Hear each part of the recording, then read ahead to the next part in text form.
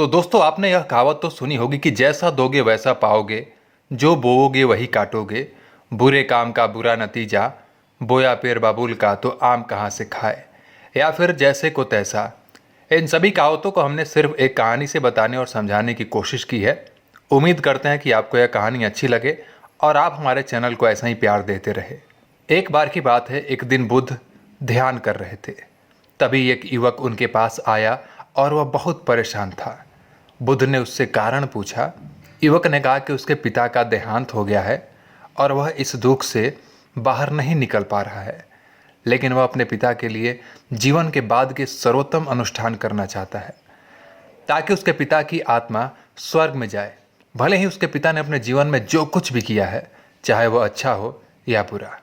इसलिए मैं आपके पास अनुरोध के साथ आया, कृपया मेरे पिता के लिए जीवन के बाद का अनुष्ठान करें, ताकि उनकी आत्मा स्वर्ग में प्रवेश कर सके और वहाँ निवास कर सके। बुद्ध ने कहा, ठीक है, 2 मिट्टी के बर्तन, कुछ कंकड़ और मक्खन भर के लाओ। युवक यह सोचकर कि यह सामान अंतिम संस्कार के लिए है, बाजार गया और उन्हें खरीद कर लाया। बुद्ध ने कहा कि एक बर्तन में कंकड़ और एक बर्तन में मक्खन भरकर सील कर दो और फिर जाकर दोनों घड़ों को पास वाले तालाब में गिरा दो। युवक ने वैसा ही किया और दोनों घड़े नीचे तक डूब गए। तब बुद्ध ने कहा, अब उन्हें एक छड़ी से तोड़ दो। युवक ने जोरदार प्रहार किया और घड़े को तोड़ दिया। एक बर्तन से मक्खन सतह पर तैरने लगा और दूसरे बर्तन के कंकड़ नीचे तक बस गए। अच्छा, मैंने इतना किया है, अब अपने सभी पुजारियों को बुलाओ और उनसे प्रार्थना करने के लिए कहो, ताकि मक्खन नीचे गिर जाए और कंकड़ सतह पर तैरने लगे। युवक चौंक गया। उसने कहा कि यह कैसे संभव है? कंकड़ पानी से भरे होते हैं और वो केवल तल में ही रहेंगे, जबकि मक्खन पानी से हल्का होता है और यह केवल तैरता रहेगा। अतः इसके विपरीत करना प्रकृति के नियम के विरुद्ध है। बुद्ध ने कहा, युवक, आप प्रकृति के नियम को अच्छी तरह समझते हैं, लेकिन आप भूल जाते हैं कि यह सभी पर लागू होता है।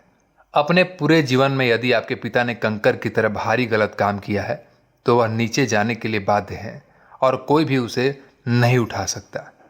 यदि उसने सही कर्म किए होते जो मक्खन की तरह हल्के होते, तो वह ऊपर जाने के लिए बाध्य होता है और कोई भी उसे नीचे नहीं धकेल सकता। युवक अब पूरी तरह से प्रकृति के नियम को समझ गया और बुद्ध के चरणों में गिर गया और प्रकृति के नियम की शिक्षा के लिए उन्हें धन्यवाद दिया। दोस्तों, उम्मीद करता हूँ कि आपको यह हमारी कहानी अच्छी लगी होगी, तो प्लीज़ इस चैनल को लाइक, शेयर एंड सब्सक्राइब करना मत भूलिएगा। अरे लेकिन आप जा कहाँ रहे हैं?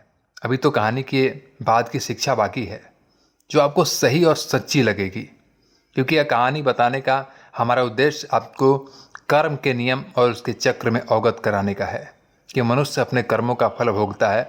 अगर आप अच्छे कार्य करेंगे तो परिणाम अच्छा होगा, और अगर बुरे कार्य करेंगे तो परिणाम बिल्कुल बुरा होगा। प्रकृति का नियम हमें स्पष्ट रूप से परिभाषित करता है कि जीवन में हम जो कुछ भी अच्छा या बुरा करते हैं, वह हमें वापस मिलने वाला है।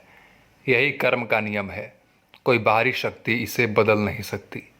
जब तक हम जीते हैं, हमें अपने दैनिक जीवन में केवल अच्छी चीज़ें ही करनी चाहिए। एक कहावत है ना कि जो बोओगे वही काटोगे। बचपन से ही हमें हमारे माता पिता एवं शिक्षकों द्वारा यह सीख दी जाती है कि अपना चरित्र एवं चाल चलन ऐसा रखें जिससे आप सभी के सम्मान एवं प्यार के पात्र बन सकें। इसलिए जब कोई बच्चा शरारत करता है तो अमूमन लोगों से यही टिप्पणी सुनने को मिलती है कि इसके माँ बाप ने इसको शिष्टाचार नहीं सिखाया होगा, तभी ऐसा कर रहा है। इससे इतना तो अवश्य सिद्ध होता है कि आपके आचरण या व्यवहार से आपके संस्कार का दर्शन होता है।